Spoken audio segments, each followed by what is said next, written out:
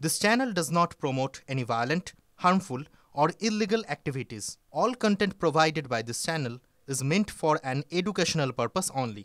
Top quality और consistent performance के लिए सिर्फ सिल्वर पंप नाम याद रखना। ইরান ইসরায়েলের সংঘাত ক্রমশ বেড়েই চলেছে। এক সপ্তাহ পার হয়ে গিয়েছে, যুদ্ধের আঁচ কমার কোনো লক্ষণই নেই।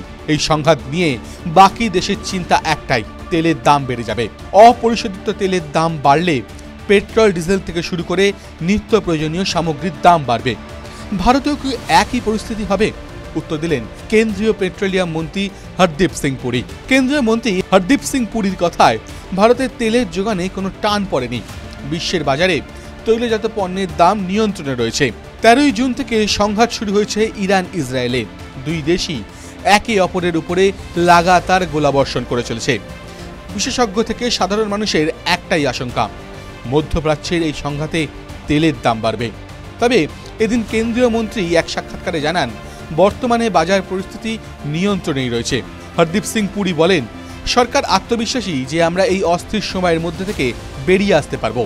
এখনো তেলের দাম নিয়ন্ত্রণেই রয়েছে। বিশ্বে কোনো তেলের ঘাটতি দেখা দেয়নি। সংঘাতের সময়ে এই ধরনের রটনায় কান না দেওয়াই উচিত। আমরা পরিস্থিতির ওপর নজর রাখছি। বর্তমানে ভারতীয় অপরিশোধিত তেলের দাম লিটার প্রতি 76 টাকা। কেন্দ্রীয় মন্ত্রী জানান, এই দাম মোটেও উদ্বেগজনক নয়। তিনি বলেন, মধ্যপ্রাচ্যের সংঘাত শুরুর পরই অনেকের আশঙ্কা ছিল তেলের দাম 100-র গণ্ডি পার করে যাবে। বিগত কয়েক মাসে তেলের দাম 75 টাকার রেঞ্জেই রয়েছে। কিছুদিন আগেই ব্যারেল প্রতি তেলের দাম $102 মিলিয়ন ছিল। পশ্চিমের দেশ যেমন আমেরিকা, কানাডা থেকে তেল আসছে। প্রসঙ্গত, ইরান বছরে 157 বিলিয়ন ব্যারেল ক্রুড অয়েল তেল উৎপাদন করে, যা মধ্যপ্রাচ্যের 24% এবং গোটা বিশ্বের 12% তেলের চাহিদা পূরণ করে। বিশ্বের 9ম বৃহত্তম তেল উৎপাদক দেশ ইরান। দৈনিক 3.3 মিলিয়ন ব্যারেল তেল উৎপাদন করে তারা, যার মধ্যে 2 মিলিয়ন ব্যারেল ক্রুড ও রিফাইন্ড তেল বিদেশে রপ্তানি করা হয়। ভারত তেলের ক্ষেত্রে 75 থেকে 80%ই বিদেশি আমদানির ওপর নির্ভরশীল। ফলে তেলের উৎপাদন বা রপ্তানিতে প্রভাব পড়লে তেলের দামও চড়চড়িয়ে বাড়বে।